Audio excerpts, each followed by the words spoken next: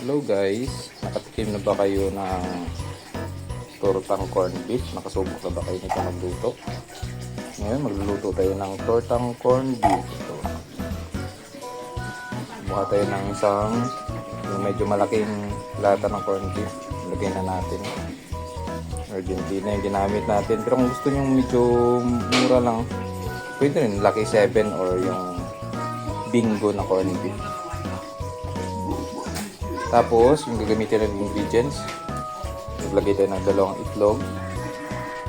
Tapos, maglagay tayo ng konting harina. Tapos, maglagay tayo ng konting cornstarch. Paghaluin natin guys. Para, yung cornstarch kasi, ito yung magsisilbing pang-crispy niya.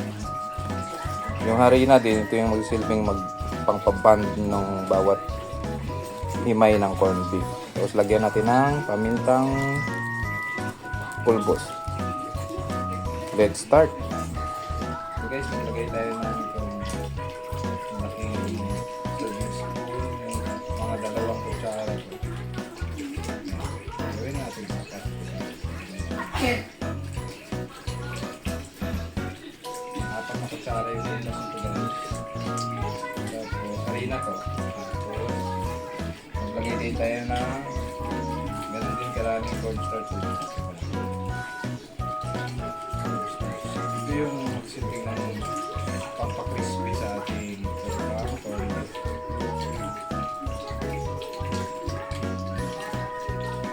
Tapos pabalutin lang natin.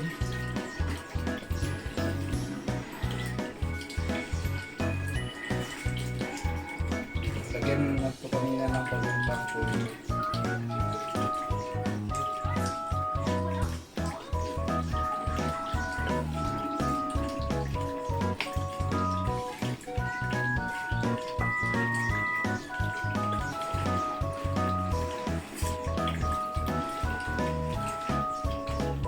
Tapos, gawa natin ng itlog.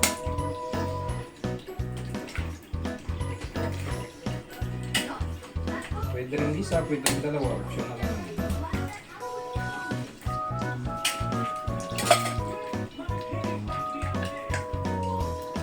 Yung maliit lang na lata ng corned beef. Okay na yung isang itlog.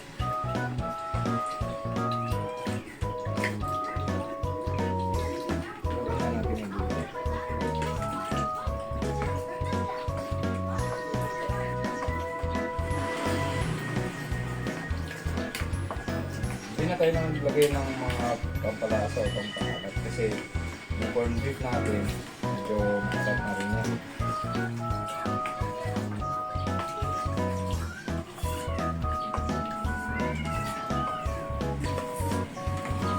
Ayan, ito na guys, yung consistency niya.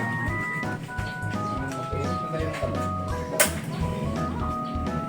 Ngayon, mainit yung kawali natin. Lagyan natin ng mantika. Katamtaman lang, hindi ganong marami.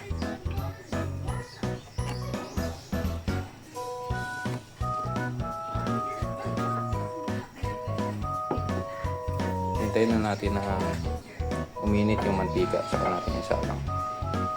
Tapos yung pagsalang natin, nain natin yung apoy.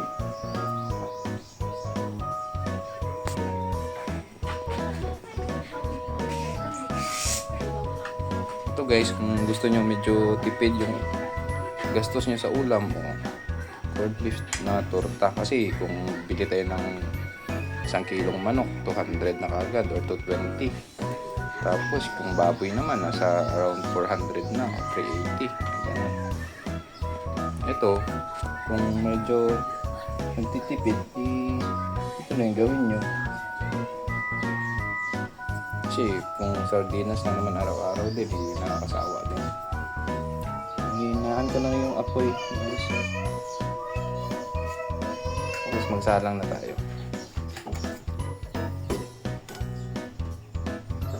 Ito guys, mga isang ganito lang. Isang salang.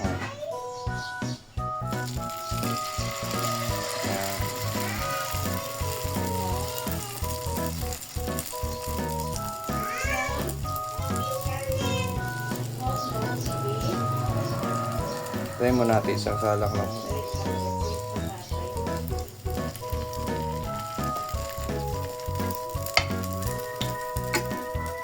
Ito na guys, dalawang salang tayo. Ito yung dalawang salang, 6 na piraso na medyo malaki. Tapos may nakasalang pa tayo dito, 3. Tapos may huling salang natin, isa pa to. So bali na gawa tayo ng 10 na pirasong torta.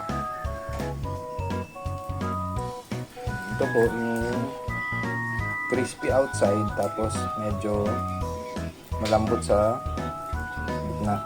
Pero kung gusto nyo crispy lahat, edi gawin yung manipis lang yung bawat salang nyo, tapos damihan nyo yung mantika.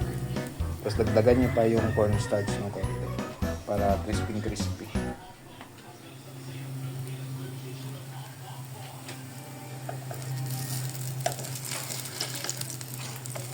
Madali lang to guys, lutuin.